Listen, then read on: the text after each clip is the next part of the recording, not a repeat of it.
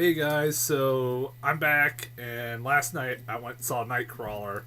Um, I would have done a review last night, but I kind of got sidetracked, and by the time I remembered I had to do a fucking review for this thing, it was like 3 a.m. and I was like, fuck, I'm just gonna go to bed and do this tomorrow. I had a lot of stuff had to do today, and I also yesterday I just got back from North Carolina at like 4 p.m. and I went to the movies at 7:20. Um, and this is a movie I was like, I got, like, even though, like, I've delayed this review, I kept going, I gotta fucking talk about this movie. I have to talk about this movie. I have to talk about this movie. I gotta do this review sometime soon. Like, it's one of those movies that you're like, I gotta do a review for it, like, soon, before like, I gotta let people know about this goddamn movie. Um, um, anyways, as far as my expectations going into this movie, they were kind of like, I didn't know what to expect. It's one of those movies I really didn't know what to expect because other than the commercials I got over the past month, I never got a trailer for this thing, so I didn't really know what the fuck this movie was about. Other than like it was about like a guy who would do news reporting. That's all I thought. That's all I got from the fucking previews or the commercials. And it starred Jake Gyllenhaal and Rene Russo, who both of them I like, and I was like, holy shit, I can't remember last time I seen Rene Russo in something other than 4 movies, where she's got killed off in the last one, which I found out later. The director is married to Rene Russo, so that's kind of funny. Anyways, I like, this is one of those, I'm like, I don't know what the fuck to expect. It's one of those movies that, like, kind of came out of nowhere for me. Like, I was like, where the fuck did this movie come from? And the reviews for this movie caught my attention because this movie's been getting really good reviews. Like, really, really good reviews. So I'm like, as soon as I got home, I'm like, I gotta go see this movie and see what all the hype is about for this thing. And, you know what? This is one of my favorite movies of the year. Nightcrawler is amazing. There's one thing that makes this movie better, or like, for the past 3 weeks, I've seen some really good movies. I saw Fury, I saw John Wick, and then I saw this Nightcrawler, and this is the best 3 weeks all year. I have like 3 weeks of movies of all year so far. And this week we get fucking Interstellar and Big Hero 6, so it looks like it's going to continue. Anyways, this movie is amazing. Go fucking see it. This is one of those movies I don't want to spoil too much about it, but because it's like one of those movies I have a hard time doing a review for it because I don't want to spoil anything and I don't want to ruin it for like anybody, because this is a movie that you have to go. I'm telling you right now, go fucking watch it.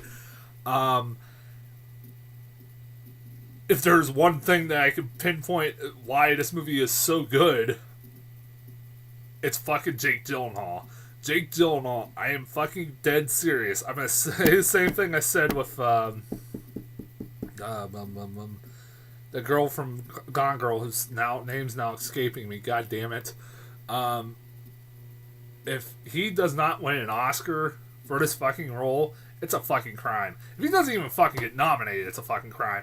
I'm sure he probably won't get an Oscar, because this is a little different, like a little dark of a fucking role, but I don't know. I'm hoping he fucking gets it. This is a role that, like, this is a career-defining role. He is amazing in this movie. Like, the most of the praise that gone towards this movie is his performance.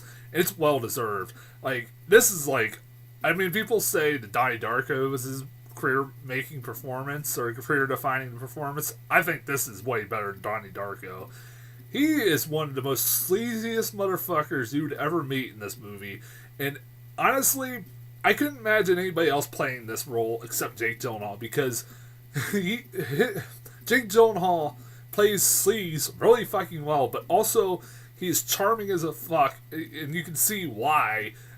Because Jake Gyllenhaal is charming as fuck, you can see why these people, like, he is able to, like, convince people to get his way, give him his way, stuff like that. I don't want to spoil too much about this character, and he's like the most seedy son of a bitch you'd ever know, who is ready to backstab you at, like, even if you're his best friend at any given moment, just to get ahead. I love his, like, I even love his philosophies throughout this movie. Honestly, his philosophies throughout this movie are really something that everybody should follow, but the way he goes about them are really fucked up and beyond belief. Like towards the end of this movie, some of the shit he was doing was wow.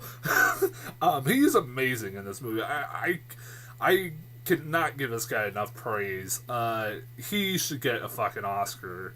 No fucking joke. Renee Russo is also really good in this movie. She is just as seedy as he is, really, and she does a really good job at it. She is like, her character basically is the best representation of today's news media as it gets. Like, basically, she lives by the motto, if it bleeds, it leads. She will, she doesn't care if it, like, she likes to, like most media organizations nowadays, likes to find the most sensational story there is so she can get the ratings. She needs the ratings, so she'll look for the most sensational story and will do whatever she can to get it. And so will Jake Gyllenhaal. And it's like, this movie is a great commentary on the whole fucking news media. This is like this is like Fox News, if like this is like, I imagine how Fox News runs their organization, their company. Like, it is like, I almost see this as like a political comment, like a commentary on like something like Fox News, but I don't know. Like, also, I want to say this: I don't live in LA, so I don't know. Are there news stories like this that just fucking show outright like fucking murders, like people that are murdered like this? Like, do they have people like this, like Jake Gyllenhaal, that go out and shoot like murder scenes and dead bodies and shit like that, like he does in this movie? And like, do they put it on the national or on the morning news like they do in this movie? Tell me, anybody that lives in LA, let me know. That's, I was like, is that fucking realistic? I mean, it's LA. I can almost see it being possible, but I don't know. Again, I don't live in LA. Yeah, like I said, Renee Russo is great. Oh, Bill Paxton's in this. What the fuck is up with Bill Paxton popping up in all these movies lately and being fucking awesome? Because he is awesome in this movie. Why isn't Bill Paxton, like, gotten a leading role in, like, forever? Like, he's always the supporting role in, like, a lot of movies, like Two Guns. What was the other movie he was in? Damn it. It's escaping me. What the hell was he in? Was he in fucking No, he wasn't the Equalizer. What was he in earlier this year that I was like, he stole, too? I forget what it was. It'll come to me after I do this review, but like, he keeps doing all these supporting roles, and you keep going, like, he keeps stealing every scene, every movie he's in, like, in these supporting roles. Why the fuck hasn't he gotten, like, a like a lead actor role? He hasn't had one in, like, years. And he's really good in this. He's just as seedy as fuck. It's like he's a competitor with Jake Gyllenhaal, who does the same job. He basically gives Jake Gyllenhaal the idea to do this, what he does, because he sees Bill Paxton at like a scene of a car that's on fire and a woman that's trapped inside and like almost dying of smoke inhalation. And Bill Paxton's just sitting there, like, filming her while she's almost dying, and while the cops are trying to save her. It's really fucked up. There's some really fucked up shit in this movie. Really fucked up shit in this. It is pretty violent, too. Also, I did like the guy who played Jake Gyllenhaal's partner, too. He was really good. He would probably, like, I could see, like, his reaction being my reaction to a lot of shit that happens in this movie.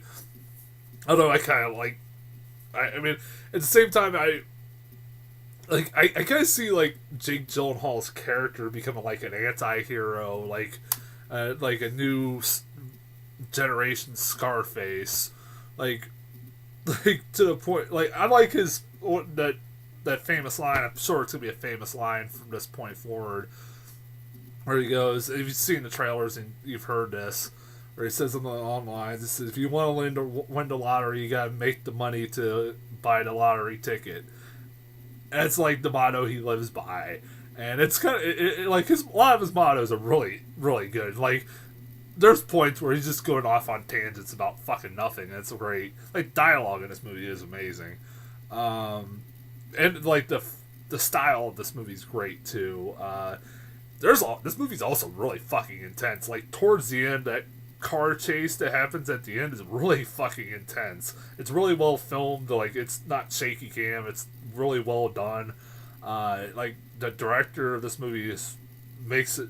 It's a pretty looking movie. It looks like this looks like a movie that like either Michael Mann or David Fincher would make. And weirdly enough, I got the trailer for Michael Mann's new movie, which I talked about, Black Hat. This looks like a movie that he would like. Either one of those would do, and it'd be right down their fucking alley. I would actually see Michael Mann do more. I was fucking shocked that Michael Mann didn't do this, or hell, even like I said, even David Fincher would do something like this, and it would work. But like they got this brand new guy director that I never heard of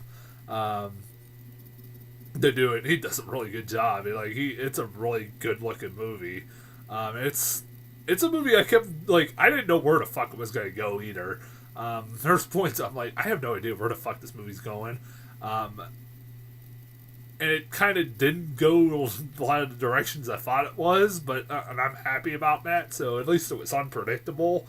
Like there's nothing really I can't even fucking like bitch about by this movie because this, and also like I said, this is a movie I don't want to spoil too much about it because this movie is really good. I don't really have much other to say about it, honestly. That's not a bad thing. It's one of those things that I'm like, I don't want to spoil it, so I don't want to talk more about it. Go fucking see this movie. If you have, like, there's a bunch of good movies out there right now. Equalizer, I think, is still, like, at a cheap theater. You can go see that. You can see Gone Girl. You can see Fury. You can see John Wick. Right? You can fucking go see Nightcrawler. If you haven't seen, like, seriously, go to the movie theaters. Don't support movies like this and John Wick and stuff. I almost want to say John Wick a little bit more because that movie's struggling right now.